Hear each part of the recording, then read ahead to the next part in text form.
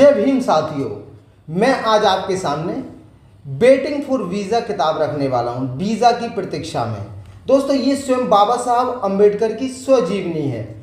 अब दोस्तों, मैं पहला खंड आपके सामने रखता हूं, जो कि वाकया पहला है बाबा साहब अम्बेडकर के साथ जो हुआ था, वो पहला वाकया है दोस्तों ये।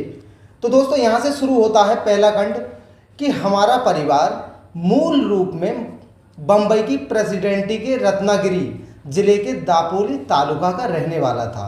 ये वाली बात बाबा साहब अम्बेडकर यहाँ पर मेंशन करते हैं। ईस्ट इंडिया कंपनी के शासनकाल के प्रारंभ से ही मेरे पुरखे अपना पैतृक गांव छोड़कर कंपनी की सेना में नौकरी करने लगे थे। मेरे पिता ने भी परिवार की परंपरा का निर्वाह करते हुए सेना में ही नौकरी कर ली थी। वह एक सेना अधिकारी के पद तक पहुँचे और सूबेदार बनकर रिटायर हुए। सेवानिवृत्त हो जाने के पश्चात मेरे पिता परिवार को लेकर दापोली आ गए। उनका वहीं बसने का निश्चय था, लेकिन किसी कारण से उन्होंने अपना विचार बदल दिया। हम दापोली से सतारा आ गए और 1904 तक वहीं रहे। ये पहली घटना है दोस्तों, जिसका मैं यहाँ वर्णन कर रहा हूँ। ये कह रहे हैं बाबा साहब अम्बेडकर। जहाँ तक मुझे याद है, ये लगभग 1901 में घटी थी, जब हम सतारा में ही थे। मेरी माँ का तब निधन हो चुका था।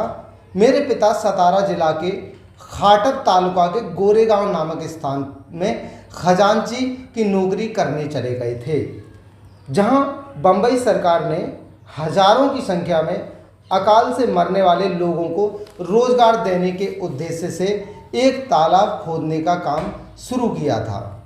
गोरेगांव जाते समय मेरे पिता मुझे, मेरे बड़े भाई को और मेरी परिनिर्वाण प्राप्त सबसे बड़ी बहन के 2 बेटों को, मेरी बुआ और कुछ सुहृदय पड़ोसियों के हवाले करके चले गए थे। मेरी बुआ बहुत ही दयालु थी, लेकिन हमारी किसी तरह की सहायता करने के योग्य नहीं थी, जिसके कारण चलते समय उनके लिए किसी सहारे की ज़रूरत पड़ती थी। कभी कभी तो उन्हें उठाना भी पड़ जाता था। मेरे 2 बहनें थीं, उन दोनों का भी विवाह हो चुका था और वे अपने अपने घरों में रह रही थीं। हमारी बुआ के असहाय होने के कारण खाना बनाना भी हमारे लिए एक समस्या थी, क्योंकि बुआ तो खाना बना नहीं सकती थी। हम चारों के चारों बच्चे स्कूल जाते थे और अपना खाना भी खुद ही बनाते थे। हम रोटी तो बना भी नहीं सकते थे, इसलिए हम पुलाव पर ही रहते थे। पुलाव बनाना हमें सबसे आसान लगता था, क्योंकि उसमें चावल और बकरे का मांस मिलाने के अलावा और कुछ भी नहीं करना होता था। मेरे पिता खजांची होने के कारण गोरेगांव छोड़कर हमें देखने सतारा भी नहीं आ सकते थे, इसलिए उन्होंने हमें पत्र लिखकर कहा कि हम गर्मियों की छुट्टियां बिताने उनके पास गोरेगांव आ जाएं।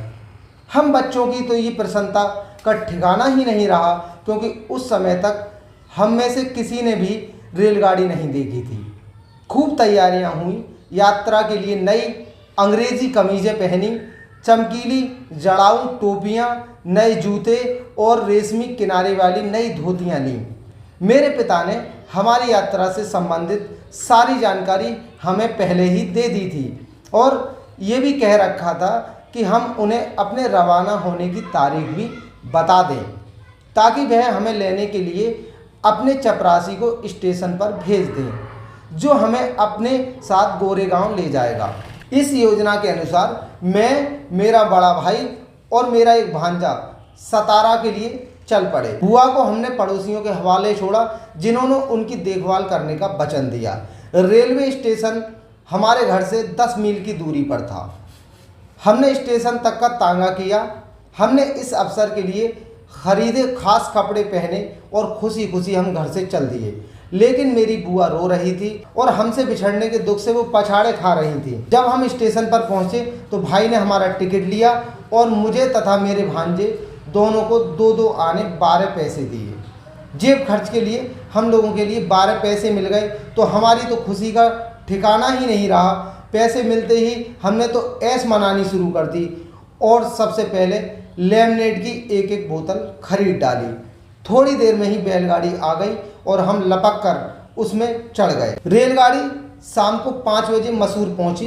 हम अपना सामान लेकर वहां उतर गए। कुछ ही मिनटों में रेलगाड़ी से उतरे सभी यात्री अपने अपने गंतव्य पर जा पहुंचे थे, लेकिन हम बेचारे बच्चे इस प्रतीक्षा में प्लेटफॉर्म पर खड़े रहे कि पिताजी आएंगे या फिर उनका चपरासी आएगा जिनके साथ हम जाने का वायदा किया था। हमने बहुत सारी प्रतीक्षा की, लेकिन कोई भी हमें लेने नहीं आया। दोस्तों, आगे की कहानी मैं अगली ऑडियो बुक में आपके सामने लेकर के आऊँगा। दोस्तों, इससे आगे की कहानी बहुत ही बेहतरीन है। दोस्तों, आप सुनते रहिएगा और बने रहिएगा हमारे BR7 न्यूज़ से।